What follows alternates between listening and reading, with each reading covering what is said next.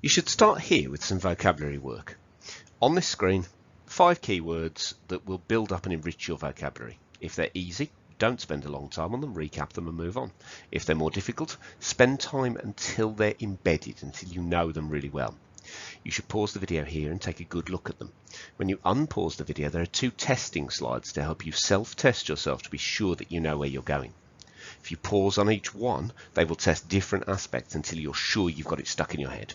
Remember, it can take up to 10 encounters with the new word before you've got that fully secure, but you should be able to use it in a sentence in a way that makes sense. Unpause when you're ready and go on to the next section where you self-test.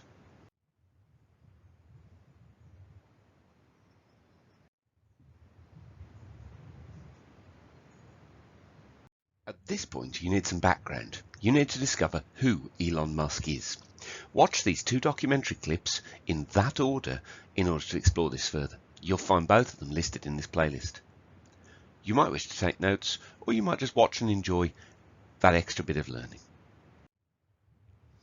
We now need to have a look at an article. That'll be the bulk of the task aimed for this video. We're going to have a look at it, pick out some key language, and then explode a couple of key quotations in order to push our understanding forward of what people think about Elon Musk's plans. Let's have a read. Mars is a hellhole. Colonising the red planet is a ridiculous way to help humanity. By Sharon Stirone for The Atlantic magazine. Headlines often give you loads of information. You can see here before you even start to read that if you look at the word hellhole and ridiculous, you've got quite a strong mood setting up already that tells you what this writer thinks. I'm not going to do any more analysis now. What I'm going to do is I'm going to read it all through and then we'll look at analysis in the next section of the video. Here we go. Mars is a hellhole. Colonising the red planet is a ridiculous way to help humanity. Sharon Stirone, The Atlantic. There's no place like home, unless you're Elon Musk. A prototype of SpaceX's Starship, which may someday send humans to Mars, is, according to Musk, likely to launch soon, possibly within the coming days. But what motivates Musk? Why bother with Mars? A video clip from an interview Musk gave in 2019 seemed to sum up Musk's vision, and everything that's wrong with it. In the video, Musk is seen reading a passage from Carl Sagan's book, Pale Blue Dot. The book, published in 1994, was Sagan's response to the famous image of Earth as a tiny speck of light floating in a sunbeam, a shot he begged NASA to have the Voyager 1 spacecraft take in 1990 as it sailed into space 3.7 billion miles from Earth. Sagan believed that if we had a photo of ourselves from this distance, it would forever alter our perspective of our place in the cosmos. Musk reads from Sagan's book. Our planet is a lonely speck in the great enveloping cosmic dark. In our obscurity, in all this vastness, there is no hint that help will come from elsewhere to save us from ourselves. The Earth is the only world known so far to harbour life. There is nowhere else, at least in the near future, to which our species could migrate. But there Musk cuts himself off and begins to laugh. He says with incredulity, "This is not true. This is false. Mars."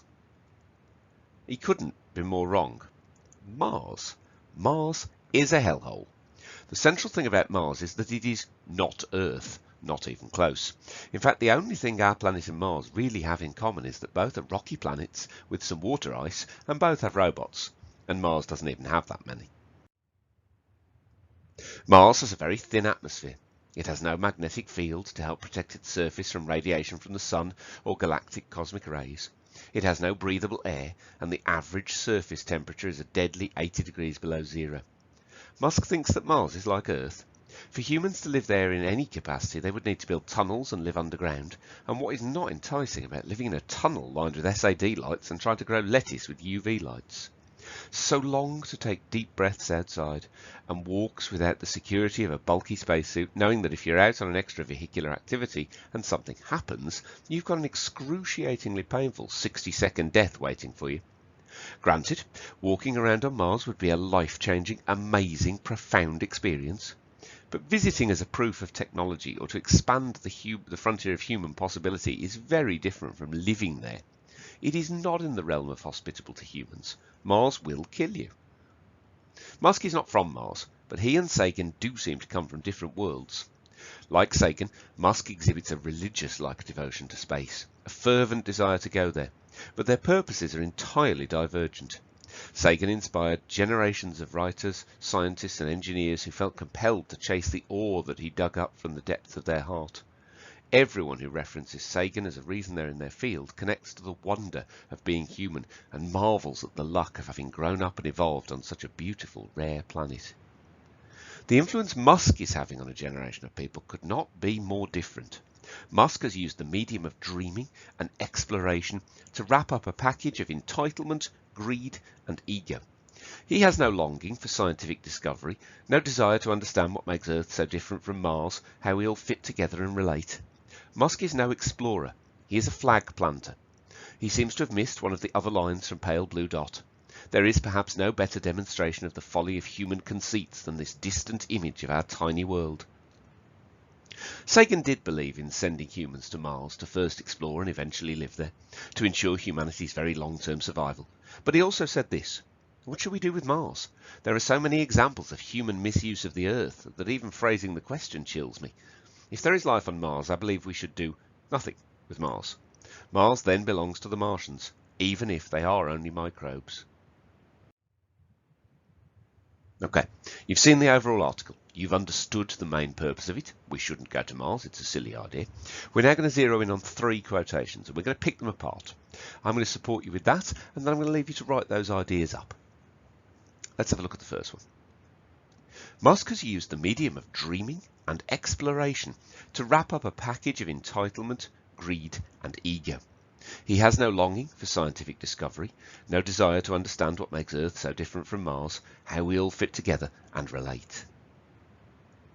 Okay, here, look at the 2 positive words. This writer quite likes space. They quite like the idea of adventure and exploring. So you've got 2 positive words, dreaming and exploration. And it sounds like for a moment this sentence is going to be positive. But then that's undercut. Look how many negative words there are. You've got 3 negative words: entitlement, greed and ego. This idea that he thinks he's the most important person in the world. There are more negative words than positive words in this quotation. Pause the video here. Take a moment to write that up. Don't forget, it's YouTube, so you can replay it if you need to. Then move on to the next quotation. In this quotation, which is shorter and simpler, it gets more brutal. Musk is no explorer. He is a flag planter. 2 short, sharp statements. Sharp statement 1. This article respects explorers. Musk is put in a different category. Okay? Second half of the sentence, the idea of a flag planter. This comes back to the idea that people stole land. That if you look at the history of empire across the world, whether it's the Romans, the British Empire, any of the major empires, they were built on taking other people's land. And you went there and you put a flag in the ground to show that it was yours. And it was about control and power. So that metaphor is showing that Musk is here for power and not for love of science. Again, you should take a moment to write your ideas up. Then you should unpause the video and move on to the next quotation. For our final quotation, we have this one. Granted, walking around on Mars would be a life-changing, amazing, profound experience. But visiting as a proof of technology or to expand the frontier of human possibility is very different from living there. It is not in the realm of hospitable to Mars. Mars will kill you. And here I'd focus on 2 things. I'd focus on the first bit, where you've got 3 really positive adjectives again. Life-changing, amazing, profound. And I'd pick them apart. What does life-changing suggest? What does amazing suggest? Then I'd look at how that's undercut by the end of the sentence, which is short and blunt and brutal. I'd look at the verb kill. It makes the planet seem aggressive and dangerous. Again, write your ideas up. Then, once you've done that, unpause, move on, and we'll look at how to write them all up together. Your next job is to focus in on the question, how does the article present Elon Musk? You should use the sentence stems, as we always do, and you should use the 3 quotations we've just done. Write up as many as you've got time for. 1 done well is better than 3 done badly, so make sure that you're really giving some time and thought to constructing your paragraphs. But 3 is your ideal here. You want to be building up that pace, ready to support you for further study. As always, email us if you need help and send your work to your English teacher to be checked over once it's done.